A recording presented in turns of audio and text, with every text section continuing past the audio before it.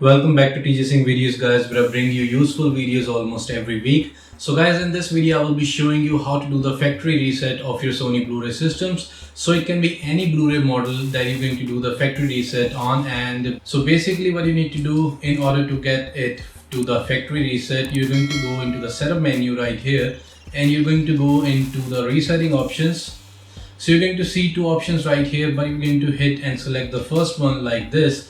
So you can see you have different settings that you can do the factory default reset, or you can do the complete reset, or you can select the individual settings. So we're going to do the complete reset and we're going to hit OK. So you can see it will reset all the settings to the factory default settings. The system will turn off after the reset. So we're going to hit start. So it says please wait. So it has started the process to reset it to the factory settings, and it's gonna take a couple of minutes. I would say a minute or two. So you can see no signal. So it is doing the reset process. So it's going to turn off after the reset. So it's doing the process right now.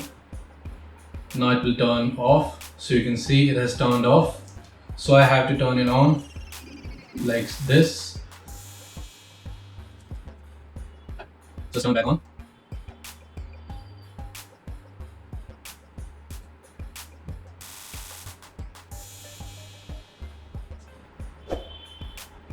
So it was quite fast, and you can see we have to do the initial setup. So I'm going to hit the English, and you can see that you can select this option on to shorten the startup time, but I'm going to select the normal startup by selecting off. And you can see you are going to select the speaker layout. So my speakers are in all front, so we're going to hit that. So initial setup is complete. If you want to connect it to the Wi-Fi, you can do that, but if you don't know how to do this, I've already made the video regarding the same, so you can check that video. Link will be in the description down below. So I will hit finish.